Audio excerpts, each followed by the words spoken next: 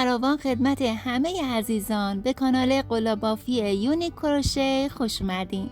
من ماه منیرم و با آموزش بافت این دندانگیر و جغجغه نوزادی در خدمتتون هستم. در چند ویدیوی قبل براتون آموزش بافت سر، گوش و قسمت بدن این خرگوش رو ارائه دادم و حالا قراره که یک یقه برای این خرگوشی جذابمون ببافیم. خب عزیزان، اگر که فیلم های قبل رو دیده باشین متوجه شدین که من این خرگوش رو با رنگ آبی بافتم و حالا تصمیم دارم از رنگ سفید برای یقه استفاده کنم. ولی شما از هر رنگ دلخواه دیگه میتونین استفاده کنین. من پترن رو در قسمت توضیحات براتون نوشتم. لطفاً از روی پترن برای خودتون بنویسید و کنار دستتون داشته باشید. طبق پترن برای بافت یقه ابتدا باید 22 زنجیره ببافیم. برای بافت زنجیره ابتدا باید یک گره بزنیم که قبلا براتون آموزش رو داده بودم، ولی این کار رو دوباره توضیح میدم. برای این کار نخ رو یک حلقه میکنیم، قلاب رو وارد این حلقه میکنیم، نخ رو با قلاب بیرون میکشیم و حالا انتهای نخ رو میکشیم تا اینکه گره محکم بشه و در ادامه 22 زنجیره میبافیم.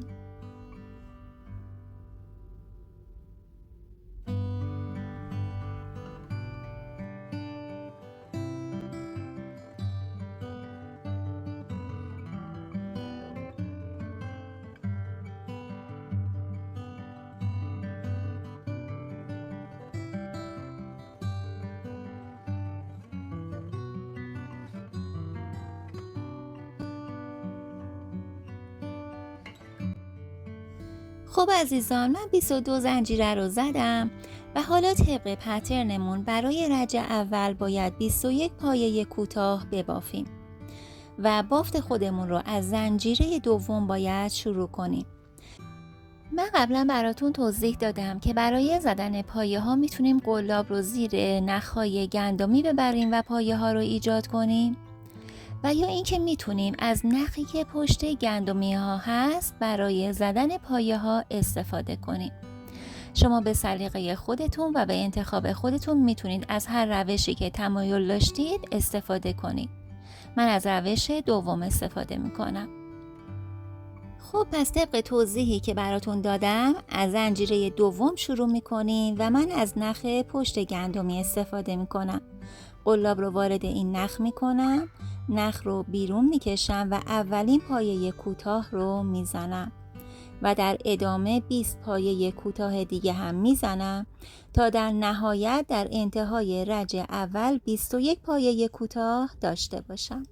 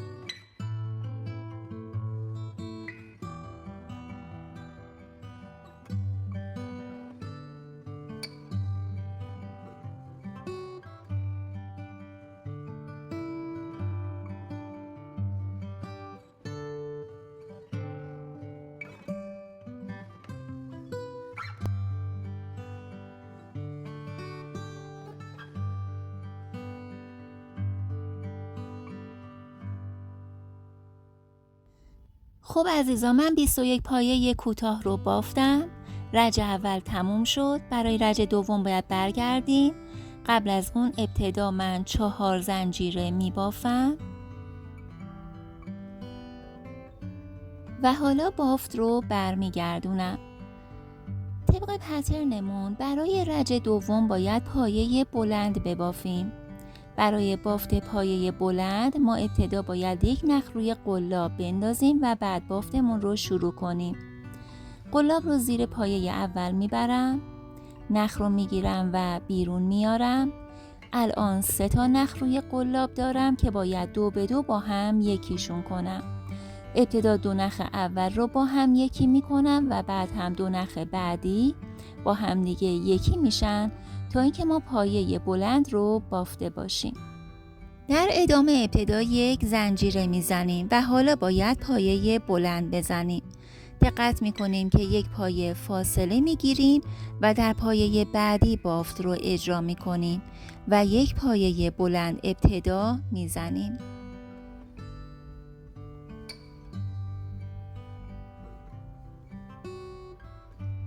بعد از زدن پایه بلند یک زنجیره و دوباره پایه بلند در همین پایه اجرا میشه، یعنی 2 پایه بلند در یک پایه.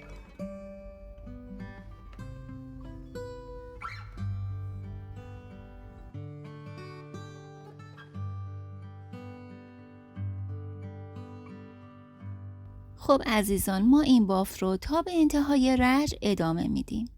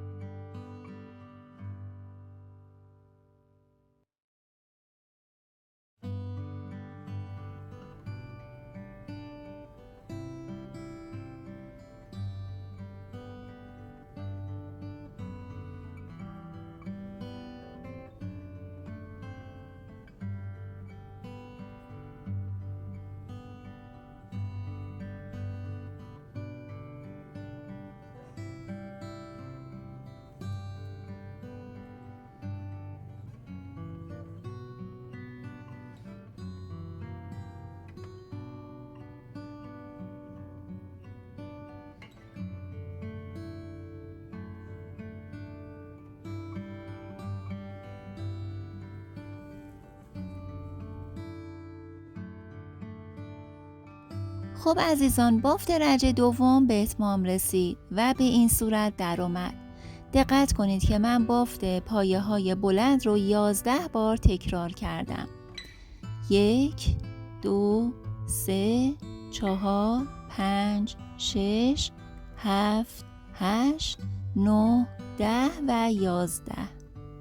بافت رج دوم به این ترتیب به اتمام میرسه. حالا برای رج سوم ابتدا 2 زنجیره میزنم و بافت رو برمیگردونم و طبق پترن بافت رو ادامه میدم.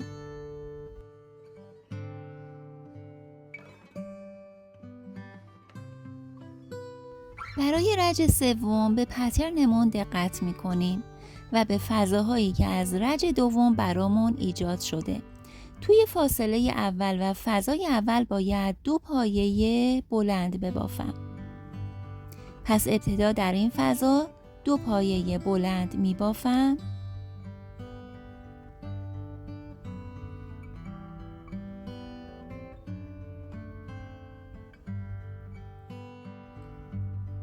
حالا در ادامه در فضای بعدی باید یک پایه کوتاه ببافیم. به پترنمون دقت میکنیم. باید 5 پایه بلند در فضای بعدی ببافیم. پس در این فضا من 5 پایه بلند میبافم.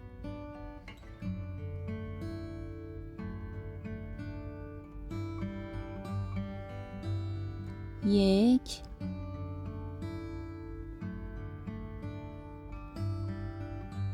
2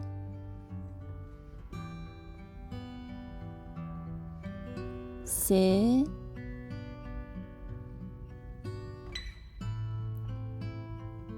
4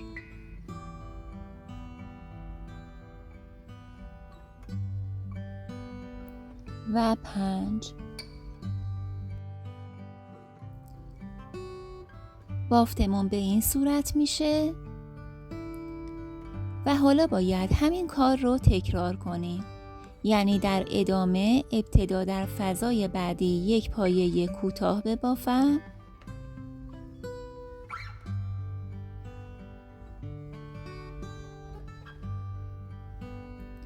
و در فضای بعد 5 پایه بلند ببافم و این کار رو تکرار کنم تا به انتهای رج برسم. خب من این بافت رو انجام میدم و ادامه میدم و آخر رج رو براتون دوباره توضیح میدم.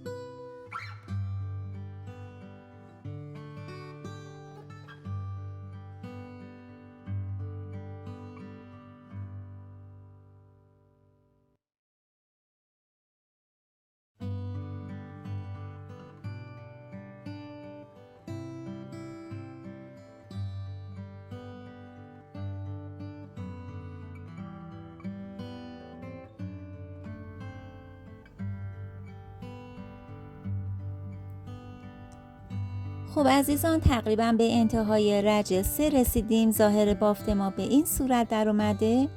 حالا برای انتهای کارمون دقت میکنیم که وقتی رو خواستیم رج 3 رو شروع بکنیم، من ابتدا 2 زنجیره زدم و 2 پایه بلند در اولین فضایی که داشتم زدم.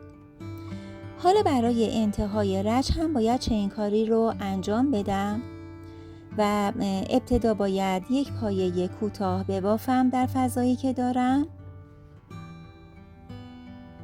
پس 1 پایه کوتاه میبافم و حالا در آخرین فضایی که دارم باید 3 پایه بلند ببافم تا اینکه رج 3 تمام بشه.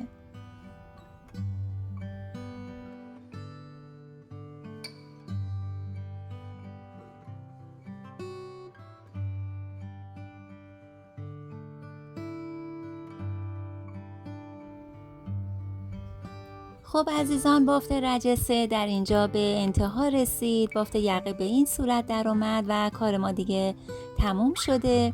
برای انتهای کار من مقداری از نخ رو نگه می‌دارم، باقی نخ رو قیچی می‌کنم و برای انتهای کار نخی رو که روی قلاب هست بیرون می‌کشم تا اینکه کار محکم بشه. بافت یقه به این صورت در اومد. شما 1 عدد از این یقه با رنگ دلخواه خودتون لطفاً ببافید و برای مونتاژ کنار دستتون داشته باشید. امیدوارم که این آموزش مورد رضایتتون واقع شده باشه. اگه دوستش داشتید ممنون میشم که لایک کنید و به دوستان خودتون هم معرفی کنید و مشترک کانال بشید. ممنونم که تا اینجا همراه هم بودید.